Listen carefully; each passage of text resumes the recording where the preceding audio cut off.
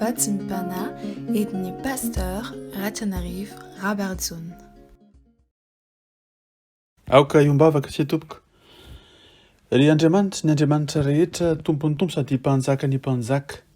Mioby sy mankalaza mivonanitra anao zahay, fa tratra izao maraim-baovao zao indray.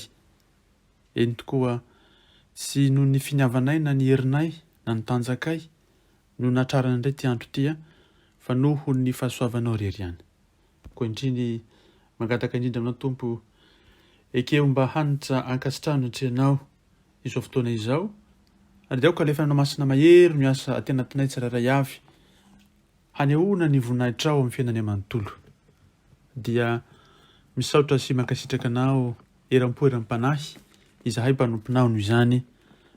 Eny Jesosy manalo, ianao ilay fahatia ka nafoy ny zavatra rehetra ho anay, no indroko mbola manolotra ilay fanahinao masina ho anay tsirairay avy. Azona mandray ny teninao, teny fiainana, teny pampahery, ary koa teny izay mbola ahafahana indray mamakivaky ny androm-piainana rehetra indrindra amin'ity andro ity. Misaotra fanahy masina noho izany famindramponao izany, ary dia aoka izany fananao izany koa no hitsilo ny dinay, ary azahoanay mahazo ny teninao, mandray ny teninao, ho balisamana sitrana ny fonay, ary ny koa hitaridarana anay amin'ity andro ity. Fa fanely ny tongotra tokoa sy fanazavana lananay ny teninao. Mitrena tompo araka ny fombanao, voninkaino izay mpanomponao.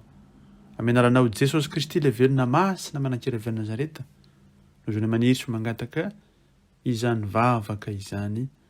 Aleluia. Amen. Mbola mpitombona amin'ity mandrakanelo ny fahasoavana ho mampiadanana avy amin'Andriamanitra raintsika sy Jesosy tompo, ary ny fampiraisana avy amin'ny fanahy masina. Amen. Mamerina ny fiarabana ny reny rehetra natratra ny fetin'ny reny nankalazaintsika voamaly. Dia ny fahasoavan'ny tompo anie irotsaka mandrakariva amina riavana hanatanteranareo ny adidy aman'andraikitra sahanareo amin'ny tokantrano sy ny fiarahamonina ary ny fiangonan'Andriamanitra. Ary izay indrindra ny mitondra ny lohateny hoe ny reny sy ny vehivavy kristianina tompon'andraikitra. Ny boky noabolana faha-raika amby telopolo, ny andininy fahafolo sy ny manaraka no tenin'Andriamanitra izay ho antsika amin'ity andro ity. Proverbe 31, verset 10 à 31. Vakina amin'ny anaran'i Jesosy izany. Iza no mahita vehivavy tsara, fa ny tombany dia mihoatra lavitra noho ny voangy. Matoky azy ny vonolahy, ary tsy mitsahatra ny fanambinana azy.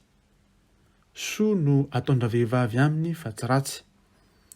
Amin'ny andro rehetra iainany, mizaha volon'ondro sy rongony izy, ary mazoto miasa amin'ny tanany. Toy ny sambony mpandranto izy, ka avy any amin'ny lavitra mitondrany ny haniny. Mifoha izy raha mbola alina, ka manome hanina ho an'ny ankonany, sy anjara ho an'ny ankizy vaviny. Mihevitra saha izy ka mahazo azy, ny vokatry ny tanany no anaovany tanim-boalopoka. Misikina hery izy, ary atanjahany ny sandriny. Hitany fa tsara ny tombom-barony, ary tsy maty jiro mandritra ny alina izy. Mandray ny fiazona amboavoa izy, ary ny tanany miazona ny ampela. Manatsotra ny tanany amin'ny ora izy, eny mamelatra ny tanany amin'ny mahantra. Tsy manahy ny oram-panala ho amin'ny ankonany izy, fa ny ankonany rehetra samy voatafy volon'ondro mena avokoa. Manao firakotra ho azy izy, ny fitafiany dia rongony fotsy madinika sy lamba volomparasy. Ny lahy dia hajaina eo am-bavahady, raha miara-mipetraka eo amin'ny olona. Manao akanjo ariry madinika raha vehivavy ka mivarotra izany, ary fehikibo no amidiny amin'ny mpandranto. Ery voninahitra no fitafiny, ary ny andro avy dia iomehezany. Manokatra ny vavany amin'ny fahendreny izy, ary lalan'ny famindram-pony eo amin'ny lelany. Mitandrina tsara ny ataon'ny ankonany izy, ary tsy omana ny mofo ny fahalainana. Ny zanany mitsangana ka midera azy hoe sambatra, ny lahy koa mitsangana ka midera azy hoe maro ny zazavavy nanao soa fa ianao no manoatra noho izy rehetra. Fitaka ny atsaram-bika ary zava-poana ny fahatsaran-tare, fa ny vehivavy matahotra ny Jehovah ihany no deraina. Omeo azy ny avy amin'ny vokatry ny tanany ary aoka ny asa ny dera azy eo am-bavahady. Amen. Inona tokoa izany andraikitra samihafa izany moa afa-tsy ny eo amin'ny tokantrano, eo amin'ny fiarahamonina ary ihany koa eo amin'ny fiangonan'Andriamanitra.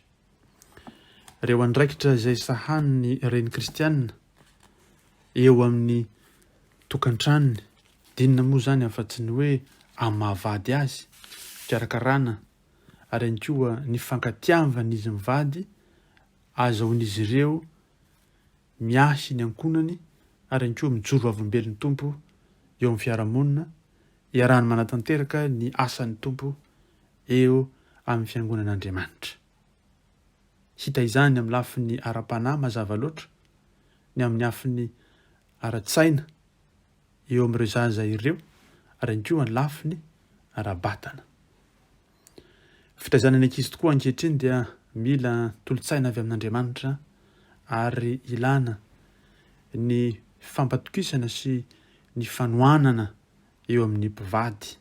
Azoan'izy ireo mijoro hanatanteraka ny fampanjakana ny fahatahoran'Andriamanitra eo nivony zany ankonan'izany satria zany ny fiandoham-pahendrena. Ka ahafahany zaza iaina sy tombo amin'ny fahalalana tsara an'Andriamanitra.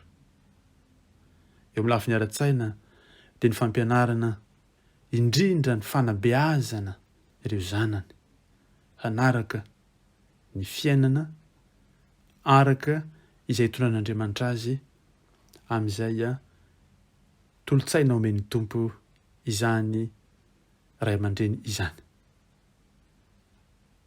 Hita ihany koa ny fikarakarana ara-pahasalamana sy ny lafiny rehetra ara-batana eo amin'izany zanan'izany. Izany no andraikitra nomen'ny tompo ny reny kristianina, vehivavy amin'ny ankapobeny ihany koa. Ary dia ny tompo koa dia mampatsiahy ny andraikitra sy sahanina eo nivon'ny fiarahamonina. Eny tokoa mahatonga ady hevitra betsaka ny anjara rahan'ny vehivavy eo amin'ny fiarahamonina ary dia izay indrindra no ahitana fa manana izay atao hoe talenta na ihany koa lavidavitra koa izany dia ny fanomezam-pahasoavana dia omeny ny tompo ny vavy kristianina sy ny reny kristianina eo nivony izany fiarahamonina izany. Fa ankoatran'ny rehetra izany dia nomen'ny tompo andraikitra ihany koa ny vehivavy eo amin'ny fiangonana. Ary hita amin'ireo tenin'Andriamanitra voarakitra anatin'ny soratra masina izany rehetra izany. Fa ny vavy matahotra an'i Jehovah no deraina, hoy ny boky ny obolana eto, ary dia ao koa ny fanambarana samihafa fa tsy azo lavina tokoa fa mitovy no atao hoe namoronan'Andriamanitra ny lahy sy ny vehivavy izay mitovy endrika aminy avokoa. Izany tsy tokony dia hoe hifantoka amin'ny anjara raha napetraky ny fiarahamonina sy ny fiangonana ary ny kolotsaina eo anivon'ny firenena samihafa ho an'ny vehivavy. Isika izany hoe misy tokoa izay kolotsaina sy fiarahamonina izay atao hoe manambany ny toerana misy ny vehivavy.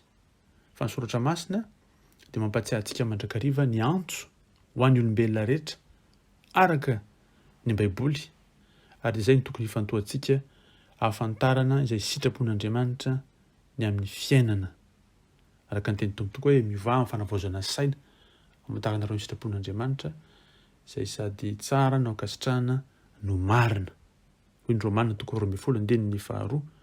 Izany tsy mandeha araka izay fihevitra ny fiarahamonina fa izay araka ny fitarian'ny fanahy-masina sy voarakitra ao anatin'ny Baiboly. Koa ny iraka mazava nataon'i Jesosy ny amin'ny fivahana amin'ny fanafahana tokoa fanafahana ny olona noho ilay fanamasina izay miasa ao anatiny. Araka ny nambaran'ny tompo tokoa hoe ny fanahin'i Jehova natao amiko ka mitory teny somafaly amin'ny malahelo izy hanafaka ny ampahoriana. Dia toy ny atao hoe zavatra mitoetra eo anivon'ny fiarahamonina tokoa tsy takona fenina ny ireo herisetra samihafa izay mitranga eo anivon'ny fiarahamonina eo amin'ny vehivavy izany. Ary dia latsika fijorona vavolombelona ny fanoheran'izany ka satria nantsony tompontsika hanafaka izay ampahoriana dia nomeny tompontsika izany fanamasina izany mba hanohitra izany. Dia ilay fanamasina no mampatsiahy antsika ny fijorontsika ny amin'izay. Dia miankina tokoa ary amin'ny fankatoavantsika ny tenin'ny tompo, ny ahafahantsika mitarika sy mamehery avy amin'ny fanamasina hitondrana izany fanafahana fiandry tanteraka izany ho an'ny vehivavy sy ny lehilahy izay manatanteraka ny asan'Andriamanitra. Zava-misy mantsy dia no ireo atao hoe toetra manjakazaka, manavakavaka, tia fitondrana sy fitantanana avy amin'ny lehilahy hita eo amin'ny fiarahamonina amin'ny faritra maro manerana izao tontolo izao, toy ny any Madagasikara, ny faritra Afrika, na atao hoe hatraty amin'ny faritra Eropa aza, dia mila matsiaro tsika fa manana andraikitra sarobidy tokoa ny vehivavy hanova ny tsy mety. Dia anjarany tsirairay ny manatsikafona ny tsy mety ary milaza ny marina mba nehoana ny maha-olona feno izany vehivavy izany sy ny fanomezam-pahasoavana ny koa nomen'Andriamanitra azy. Sy mba ataony ho azy izany fa ataony noho ny filazany tsara. Ary dia maro ny vehivavy izay mitaky lalandava ny zony manome toerana amin'ny mampitarika azy ihany koa. Amin'ny soratra masina dia ahitana ohatra amin'ny soratra masina amin'ny testamenta vaovao milaza ny amin'ny vehivavy Samaritana izay ahitantsika fa nitondra tokoa atao hoe fitariana ireo olona tao an-tanàna rehefa niona tamin'ny tompo izy, rehefa nisotro rano izay natolotry Jesosy izy, dia niantso ny olona tao an-tanàna ary dia nitarika azy ireo eo amin'ny tompo Jesosy. Maneho zany fa nomen'ny tompo fanomezam-pahasoavana sy toerana manokana ny koa ny vehivavy ary dia anio amin'ity andro ity dia ahatsiaro zany tsika ka hivavaka ho azy ireo ary hitondra ny tompon'andrakariva ny taraina n'ireo vehivavy samihafa manerana izao tontolo izao ny amin'ny herisetra samihafa izay mitranga eo amin'izy ireo, ahatonga azy ireo hijoro tompon'andraikitra amin'ireo lafim-piainana izay voalazantsika rehetra ireo. Dia Andriamanitra ny voninahitra ho antsika ny fiadanany dia ny herin'ny faherezany no ny herin'ny fanahy-masina tokoa ho amintsika, azontsika mijoro vavolombelon'ny tompo ary ny koa maneho amin'ny maha ianareo vehivavy tompon'andraikitra amin'izany. Vavaka isika ravana. Misaotra anao sy mideranao mankalaza anao zahay ry tompo Andriamanitra io satria Andriamanitra tsara ianao ary dia naneho tokoa teo amin'ny teninao ny andraikitra samihafa izay nomenao ny vehivavy sy ny lehilahy ary ny koa ny toerana manokana ny koa izay nomenao ny kristianina eo amin'ny fiarahamonina sy ny fiangonana izay nametrahanao anay tsirairay avy. Misaotra sy mankasitraka anao tompo satria noho ny fananao masina tokoa no azona manatanteraka izany. Fananao masina izay ampampahery, mpanafaka, mpampianatra ary dia izany fananao masina mpanafaka izany koa no indro koa mbola arotsaka ao aminay azony manatanteraka ireo adidy aman'andraikitra izay napetraka ao ho fijorona volombelona miainga ao amin'ny fiangonana mankany amin'ny fiarahamonina tsirairay izay misy anay. Noho ny fahasoavanao zany tompoka dia ankasitrahana samezana voninahitra anao feno sy tanteraka. Ary dia amin'ity andro ity tanam-pitiavanao ny mba omba reto mpanompanao tsirairay avy. Koa ho aminay ny fiteny manambiampy dia rehefa soavanao Jesosy avy any Nazareta ilazanao mandrakariva hoe ampo anao ny fahasoavako. Dia tsy misy tokoa finiavanay na izay atao hoe fahamendrehana avy aminay zany fa noho ny fitiavanao sy ny famindrampoana manokana. Ny fitiavanao Andriamanitra ray atsirovanay fa natolotra ao ny zanakao ilay tokana ho faty ho anay amin'ny fijaliana nitsangana tao maty mahatonga ny koa hitsangana amin'izay rehetra toerana misy anay ho avolombelonao ary ny fampiraisana avy amin'ny fanahy masina tsara indrindra. Misaotra Tompo anao ny voninahitra hatramin'ny taona taloha mandrakizay